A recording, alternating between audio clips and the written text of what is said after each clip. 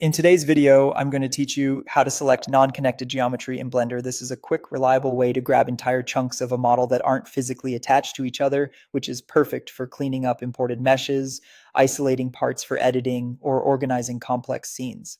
First, make sure you've selected the object you want to work on by clicking it in the 3D viewport. You should see its outline highlight, confirming it's active. Now enter Edit mode by pressing Tab. This switches you from manipulating the whole object to editing its underlying geometry. You'll know you're in the right place when the mesh shows vertices, edges, or faces depending on your current selection mode. Next, click a single element on the part you care about. That can be a vertex, an edge, or a face. Any one point of contact on that piece will do. This small click is just to tell Blender where you want to start. With your cursor still hovering over that same piece, press L. Blender instantly selects all the geometry that's connected to the element you clicked, giving you the entire island in one shot.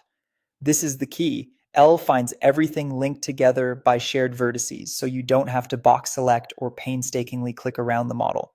If your mesh contains multiple separate parts within the same object, you can add more. Move your cursor over a different section that isn't connected to the first one and press L again. Each time you do this, Blender adds that new island to your selection. Take your time to hover carefully. Selection depends on where your cursor is pointing, not just what's already highlighted. If you overshoot and grab a piece you don't want, no problem. Press Shift plus L while your cursor is over that unwanted island. This removes that specific linked selection from your current selection, letting you fine-tune without starting over. A quick recap before we wrap up. Tab, select element, L, select linked, move and L again. Shift plus L to deselect. Keep your eye on the 3D viewport and make sure your mouse is hovering over the exact island you intend to work with before you press L or Shift plus L.